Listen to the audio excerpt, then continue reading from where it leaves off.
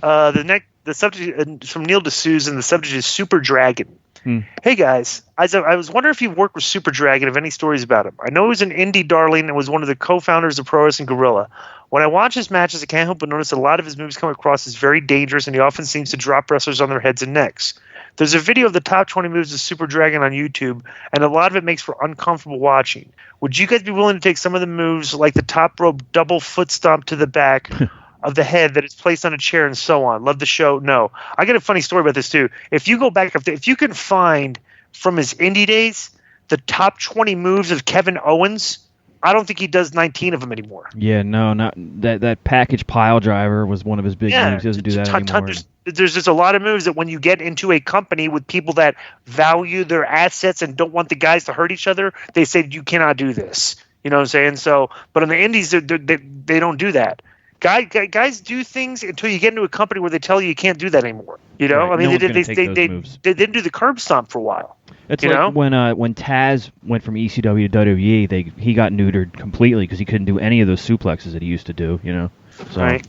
What do you think, Konnan? Did you have any stuff that you would have done that like you ended up not having to do couldn't do in WCW? Or you're just doing everything pretty much? Yeah, but they asked something about Super Dragon, right? Yeah. Just what did you think of him, and had you ever worked with him? I guess he was like Kevin Owens, who did the same moveset types, like a lot of cool looking stuff. But there's no fucking way you're giving that to me. Yeah, bro, this is kind of weird because when the first time I went to PWG, I actually went there with this guy from Lucha Underground. I don't know if you ever met him, Disco, Christopher DeJoseph. Christopher, no, he's the guy that writes for Lucha Underground. Yeah, I've never met the guy, but I've seen it. He did a podcast with Russo, and I listened to it and everything. And he sounds pretty like same kind of thinking philosophically that I have. And he used to write for WWE as well. Yeah.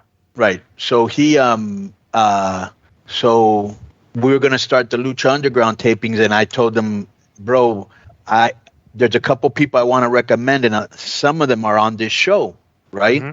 And so, like that day, the Young Bucks were there, and I wanted them to bring them in. And Kevin Steen was their partner. They were in a trios match. Mm-hmm. I was interested in him, Cage, Willie Mack, Ricochet, Rich Swann, all those guys. So before we get to PWG, I'm trying to get tickets to get in there, but I'm going to pay them. But I don't want to be standing in line because I always heard there was a long line. So I'm like, hey, I'm going there with my boss, and I'm going with this guy that's going to be starting this new thing called Lucha Underground.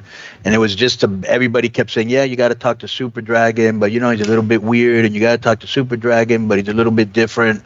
And I could never get a hold of this motherfucker. Anyways, I got there, and I see the cast of True Blood is like getting right in, and I was like, wow.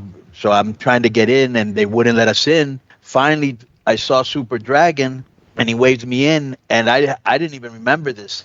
I had booked Super Dragon on a Thunder show. Right. Way back in the day when Blitzkrieg had come in. Yeah. Because he's from that Southern California region. There's a tape of that. Yeah, a dark match, yeah. Yeah, I heard, yeah. That's who Blitzkrieg wrestled in the dark match, but I never knew it was because everybody backstage was saying, but when Blitzkrieg had his dark match, like, you gotta see this guy, he's the craziest guy you'll see. Right. You know what I'm saying? He was like crazier than Hoovy. But because this is funny. Before these crazy high flyers, right? The guy that we looked at that was the craziest guy on the roster was Hoovy. Right, so it's kind of weird. Like think about that. Like here's Hoovy. Like he kind of maybe paved the way for a lot of these guys. Yeah, Hoovy was way of it, bro. Yeah. Hoovy, Psychosis, and Rey Mysterio was just way ahead of everybody else in what they were doing. Right. Just like Sabu was way ahead of his time in what he was doing. Yeah. Like even when you look at that classic match between Tiger Mask and Dynamite Kid, they were so way ahead of what everybody else was doing.